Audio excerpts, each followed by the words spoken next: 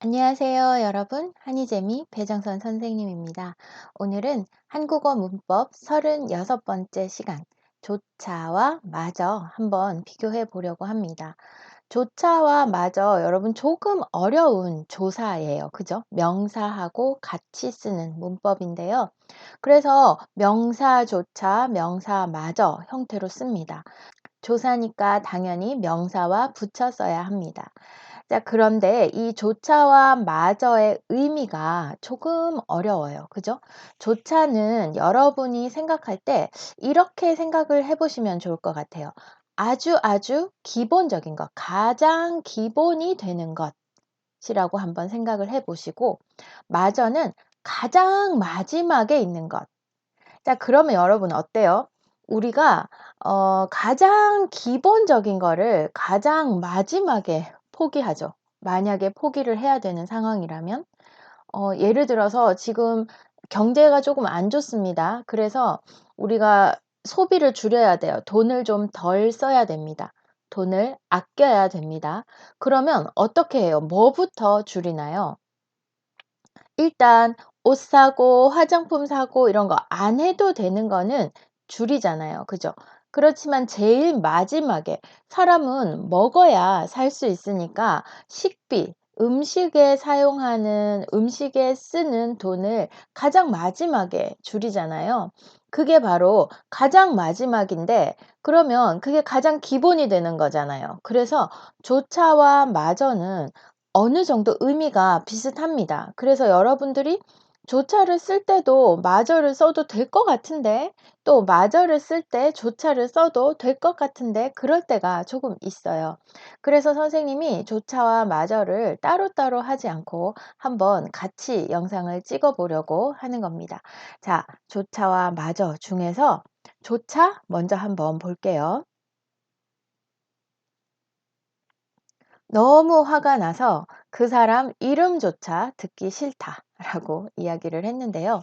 지금 이름조차라고 했습니다. 이거는 사람을 나타낼 때 가장 기본적인 게 여러분 자기소개를 할 때 이름을 제일 먼저 말하잖아요. 그러니까 이름이 그 사람에 대한 아주 기본적인 거잖아요. 그래서 이름조차 듣기 싫다. 뭐라고 해야 돼요? 그 사람을 만나는 것, 이야기하는 것, 전화 통화를 하는 것, 이런 게 아니라 아주 기본적인 그 사람의 이름조차 듣기 싫다. 이렇게 쓰는 거예요. 제일 기본이 되는 거죠. 여러분, 이 조차를 쓸 때는 우리 지난번, 저저번에 영상을 찍었던 은커녕, 는커녕 하는 거 있죠. 이 조사하고 한번 연결을 해서 생각을 하면 좋을 것 같아요. 선생님이 은커녕, 는커녕을 설명을 할 때 어떻게 이야기했는지 기억해요, 여러분? 그것은 조금 그나마 덜 나쁜 거고 제일 나쁜 것도 못했어요. 이럴 때 많이 사용한다고 그랬죠. 그래서 여기에 이름이 제일 기본적인 거라고 생각을 하면 그 사람이랑 뭐 메시지를 주고받는 거 이거는 얼굴을 마주하지 않아도 할 수 있는 일이잖아요. 만나지 않아도 할 수 있는 일이잖아요. 그래서 그거에다가 은커녕을 넣고 제일 싫은 거 이름 듣는 거를 조차를 쓰면 굉장히 좋은 문장이 됩니다. 한번 해볼게요. 너무 화가 나서 문자를 보내는 것은커녕 이름조차 듣기 싫다. 알겠어요, 여러분? 문자를 보내는 거는 그래도 어느 정도 어, 생각을 할 수 있는데 그것도 싫고 그것보다 더 싫은 것도 있다 하는 거, 그쵸? 그럴 때 은커녕과 조차를 같이 사용하는 경우가 굉장히 많이 있습니다. 너무 화가 나서 그 사람 이름조차 듣기 싫다. 그 다음 볼게요. 물조차 마시지 못할 정도로 목이 부었어요. 우리 목이 부을 때는 음식을 못 먹잖아요. 그죠? 네, 음식을 먹는 거, 그거는 아이고 생각도 못하고 물도 못 마시겠어요. 할 때 조차를 쓰는데 음식에 대한 이야기를 할 때는 뭘 할 수 있다고요? 은커녕을 쓰는 거죠. 그래서 너무 목이 아파서 음식은커녕 물조차 삼킬 수 없어요. 물조차 마실 수 없어요. 이렇게 말할 수 있다는 거죠. 괜찮아요? 그리고 조차는 물조차 마시지 못할 정도로 목이 부었어요. 또는 마실 수 없어요. 이렇게 씁니다. 그다음에 오늘처럼 피곤한 날에는 손가락조차 움직이기 힘들다. 네, 우리 너무 피곤하면 손가락 움직이는 거 이거는 정말 조금만 힘이 있어도 할 수 있는데 그것도 할 수가 없다. 라고 할 때 이렇게 손가락조차 움직이기 힘들어요 라고 이야기할 수 있어요. 그러니까 이 손가락을 움직이는 것은 아주 기본적인 조금의 힘만 있으면 할 수 있는 일이다. 이렇게 생각을 하시면 될 거예요. 여러분 조금 쉬운 단어, 쉬운 문법으로 바꿔서 쓴다면 까지를 생각하면 되는데요. 까지는 긍정문, 부정문, 긍정적인 상황, 부정적인 상황 다 쓸 수 있는데 이 조차는 부정적인 상황, 특히 부정문하고 많이 어울립니다. 그 사람은 말이 너무 빨라서 한국 사람조차 알아들을 수 없다. 네. 한국 사람들은 한국어를 어릴 때부터 썼기 때문에 한국어를 굉장히 잘 알아듣고 잘 이해하는데도 그 사람 말이 너무 빨라서 외국 사람은 아이고 기대도 못해요. 한국 사람조차 알아들을 수 없다. 이렇게 쓰는 거죠. 자, 그러면 이 조차 앞에 만약에 어떤 표현을 더 넣는다면은 외국 사람은커녕 요렇게 쓸 수 있다는 얘기죠. 그래서 여러분 은커녕 는커녕과 함께 조차를 같이 쓰는 문장이 굉장히 많다라는 것도 알아두시고 그리고 조차를 쓸 때는 부정적인 상황이라는 것도 같이 알아두면 좋을 것 같아요. 자, 부정적인 상황에 조차를 씁니다. 가장 기본이 되는 그거까지 이런 의미로 사용을 하는데요. 까지하고 바꿔 쓸 수 있지만 까지 조차하고 까지가 이렇게 완전히 바뀌는 건 아니고요. 조차를 쓰는 상황에서는 까지를 다 쓸 수 있어요. 하지만 까지를 쓰는 상황에 모두 다 조차를 쓸 수 있는 것은 아닙니다. 왜냐하면 조차는 부정적인 상황에만 쓸 수 있기 때문에 그래요. 자, 그러면 마저 한번 볼게요. 네, 아까 선생님이 마저는 어떤 의미라고 했어요? 네, 제일 마지막. 그래서 믿었던 친구마저 떠난 후 그 사람은 완전히 변했다.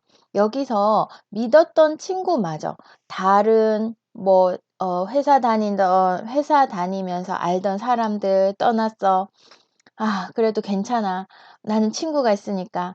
또 어 거래처 직장 동료들 그리고 뭐 학교 다닐 때 알던 사람들 떠났다. 아, 괜찮아. 근데 마지막에 자기가 믿었던 친구마저 떠난 후 그 사람은 완전히 변했다. 이렇게 쓸 수 있어요. 자기가 믿었던 사람이 모두 다 자기를 떠난 후에 조금 사람이 이럴 경우에 가치관이 좀 바뀌잖아요. 그쵸?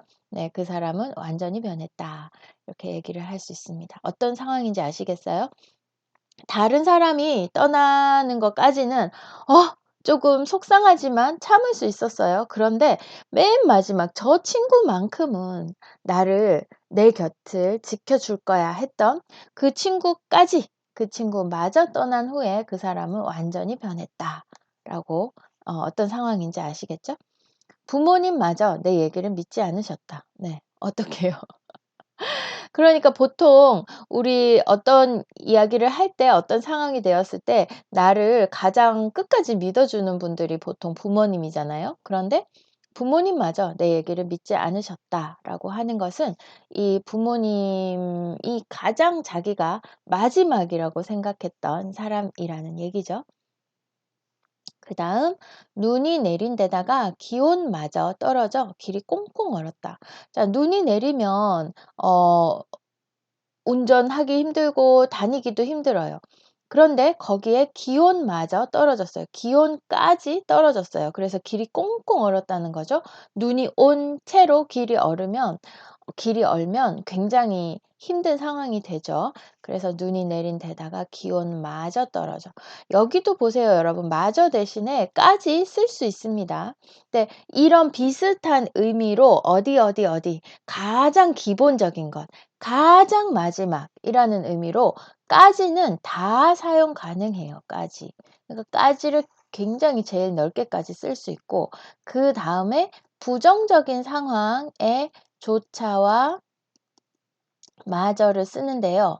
이 조차와 마저 중에서도 조차는 특히 부정적인 상황만 부정적인 게 아니고 부정문, 안, 못 이런 부정문과 특히 더 잘 어울린다. 이렇게 알아두시면 될 것 같아요. 이거 선생님 좀 지울게요. 그다음에 경기가 안 좋아져서 생필품 판매량마저 감소하고 있다. 네, 물론 아까 선생님이 이야기한 것처럼 그냥 화장품, 옷 이런 거는 없어도 되는 건데 그런 거 말고 생필품, 생활에 꼭 필요한 필수품이죠. 예를 들면은 쌀, 또 뭐죠? 뭐 비누 이런 거 있죠. 뭐 씻어야 되니까. 그리고 생활에 꼭 필요한 필수품 판매량마저 감소하고 있다. 알겠어요?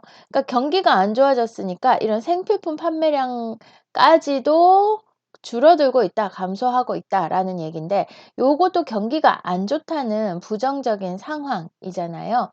근데 보면은 부정문은 아니죠. 그쵸? 감소하고 있다라는 것 자체가 부정문은 아니에요. 여기도 길이 꽁꽁 얼었다 하니까 부정문은 아닙니다. 여기도 마찬가지 완전 변했다 하는 것도 부정문은 아니죠. 그러니까 믿지 않으셨다 요런 거 지 않다 이런 건 부정문이에요. 그래서 마저는 부정적인 상황 부정문 다 괜찮고 조차가 부정문에 더 어울린다 이렇게 생각을 하시면 될 것 같아요. 여러분, 이 문법을 잘 사용하면 여러분의 마음을 정말 잘 전달할 수 있어요. 그냥 믿었던 친구까지 떠난 후 그 사람은 완전히 변했다 하는 것보다는 믿었던 친구마저 떠난 후 그 사람은 완전히 변했다라고 말할 때, 아, 이 사람이 정말 마음이 힘들겠구나라는 그런 느낌이 좀 들어요. 왜냐하면 가장 마지막까지 자기가 '여기는 괜찮을 거야.' 했던 거 그것이 무너졌다라는 느낌이 들거든요. "마저"라는 문법을 사용하면. 그래서 여러분들이 오늘 한 조차와 마저 요런 굉장히 부정적인 상황, 부정문에는 까지와 같은 의미로 조차를 한번 써 보시고요. 그리고 내가 진짜 '이거는 괜찮을 거야.'라고 생각했던 그런 상황이 오면 마저도 한번 써 보십시오. 선생님이 늘 이야기하지만 문법을 배우고 나면 한번 써 봐야 잘 기억할 수 있어요. 자, 여러분 오늘 정말 수고 많았어요. 조금 어려웠죠? 여러분이 생각할 때 마저와 조차를 어떤 상황에 써야 되느냐, 그거는 제일 끝에 또는 제일 기본적인 거. 그러니까 여러분이 굉장히 마지막까지 믿고 있었던 그런 것들이라고 생각을 하고 그 상황에 한번 쓰면 조금 쉽게 사용할 수 있을 것 같습니다. 오늘도 수고 많았어요, 여러분. 다음 시간에 또 만나요. 안녕.